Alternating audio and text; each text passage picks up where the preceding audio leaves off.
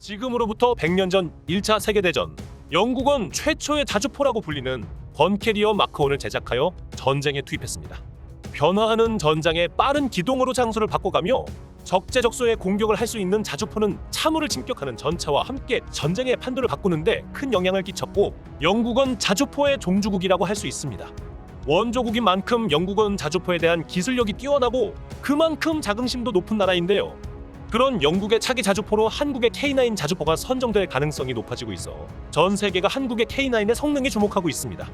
하나 디펜스는 본격적으로 영국 차기 자주포 사업에 뛰어들어 수출을 위한 팀 썬더를 발족했습니다.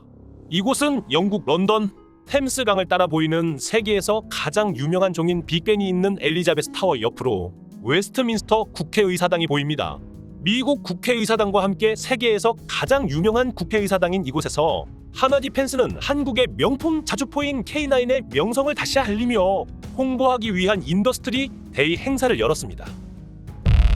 Fact King.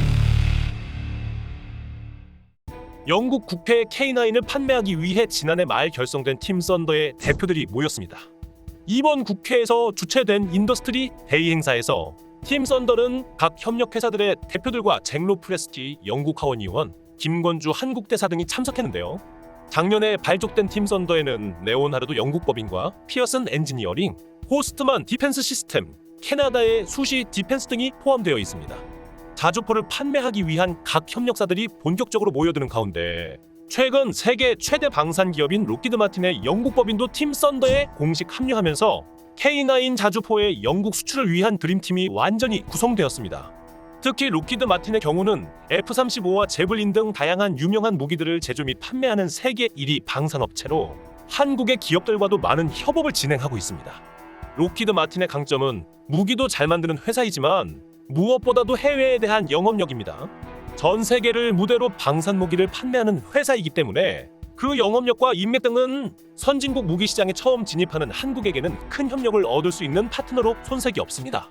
또한 최고의 방산업체인 록히드 마틴이 한국의 K9을 파트너로 선정했다는 것은 그만큼 다른 자주포에 비해 한국의 K9이 훨씬 경쟁력이 있고 뛰어나다고 록히드 마틴에서 결론을 냈다는 것을 알 수 있습니다. 현재 영국의 주력 자주포인 AS-90 자주포는 뛰어난 성능을 가졌지만 노후화되었고 미래 전장에서 사용하기에는 구식이 되어가기에 영국은 AS-90을 대신하여 차기 신형 자주포 100대를 도입할 사업을 진행한다고 발표했습니다. 이에 한국은 작년 말 본격적으로 사업에 참여하기로 하였고 K9의 가장 최신 개량형인 K9A2형을 영국의 차기 제식 자주포로 제시했는데요. 현재 한국군에서 운용 중인 K9과 K9A1을 개량한 모델인 K9A2는 기존의 K9 대비 발사 속도를 50%가량 높이고 반자동으로 이루어지던 포탄과 장약장전, 신관 시한 장입을 완전 자동화시켰습니다. 이외에도 포탑을 무인화하여 포탑에 사람이 탑승하지 않고 승무원도 3명으로 줄어들어 3명만으로 모든 운영이 가능할 정도로 자동화가 많이 이루어졌습니다. 수많은 개량을 거친 K9A2는 독일이 자랑하는 펜저 하우비츠 2000의 성능을 가볍게 뛰어넘었고 미국이 개발 중이었으나 너무 비싼 가격 때문에 개발을 중도에 포기해버린 미래형 자주포 크루세이더의 성능마저 뛰어넘는 그야말로 괴물 같은 성능을 보여주고 있습니다. 이번 영국의 차기 자주포 사업은 자주포의 종주국이자 세계적인 기술력을 가지고 있는 영국이 직접 선택하는 사업이기 때문에 차기 무기 시장에서 큰 홍보 효과를 노릴 수 있는 이점도 있습니다. 이 때문에 많은 업체들이 이번 사업에 참여 의사를 밝히고 있는데요. 한화의 K9A2를 비롯해 독일 KMW사의 펜저 하우비츠 2000, 독일의 라인메탈사의 HX3, 스웨덴 보포스사의 아처, 그리고 프랑스 GIAT사의 세자르 자주포가 참여했습니다.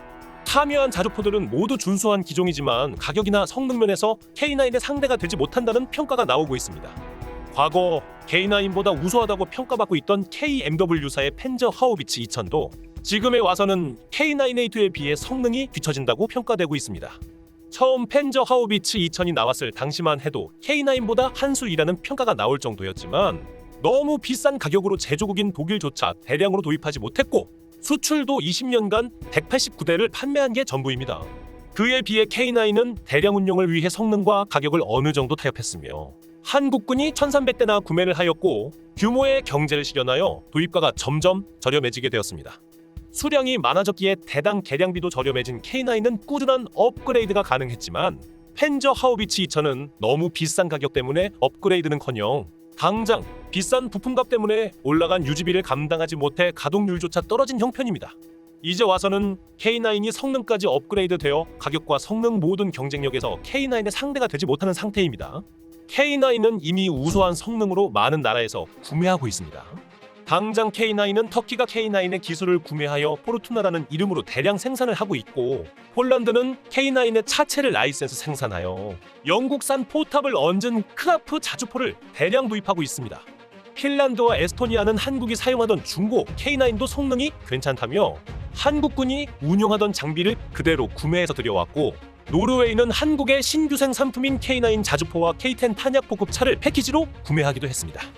또한 5아이즈의 일원이자 영연방의 일원인 호주도 K9의 구매 계약에 도장을 찍고 호주 현지에서 라이센스 생산을 하기로 했으며, 이 결정은 영국의 차기 자주포 도입에 큰 영향을 끼치고 있습니다.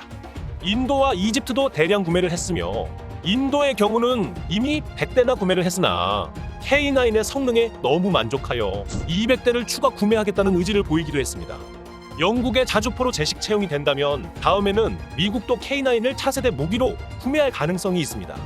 현재 미국이 사용하는 주력 자주포인 팔라딘은 개량 사업을 진행하고 있지만, 개량한 버전이 현재 국군이 사용하고 있는 개량하지 않은 K9 정도의 성능이기 때문에 K9A2에는 한참 못 미치고 있습니다. 과거 미국은 팔라딘을 대체하기 위해 크루세이더 자주포를 개발하여 도입하려고 했지만 너무 비싼 가격 때문에 개발을 도중에 포기해버린 전적이 있습니다. 성능은 지금의 K9A2와 비슷하지만 가격이 너무 비싸 돈이 많은 천조국 미국조차 포기해버릴 수밖에 없었죠. 하지만 이번에 K9 개량형은 충분히 합리적인 가격이라 미국이 차기 자주포를 도입하기 위해 K9을 구매하는 것도 가능성이 없는 이야기가 아닙니다. 또한 이번 영국의 자주포 사업에 록히드 마틴이 K9의 파트너가 되었다는 사실이 중요합니다. 록히드 마틴이 역으로 미국의 자주포 사업에 K9을 제시할 수 있기 때문입니다. 영국의 차세대 자주포 사업에서 대부분의 업계 관계자들은 K9의 압승을 예상하고 있습니다. 무엇보다 돈 냄새를 기가 막히게 잘 맡는 록히드 마틴이 K9을 선택했다는 것 자체만으로도 K9의 경쟁력이 어느 정도인지 알 수 있다고 볼 수 있습니다. 수십 년간 세계의 방산 시장에서 부동의 일이 자리를 석권하고 있는 록히드 마틴은 그만큼 세계적인 영업력과 인맥을 가지고 있으며 실패할 만한 무기에는 발도 들이지 않는다는 것을 보았을 때 영국의 차기 자주포 사업은 K9이 선정된 것이나 마찬가지라고 보는 시각이 이미 업계 내에서는 퍼지고 있습니다. 현재 전 세계 자주포 시장의 절반 이상을 차지할 정도로 K9의 인기는 치솟고 있습니다.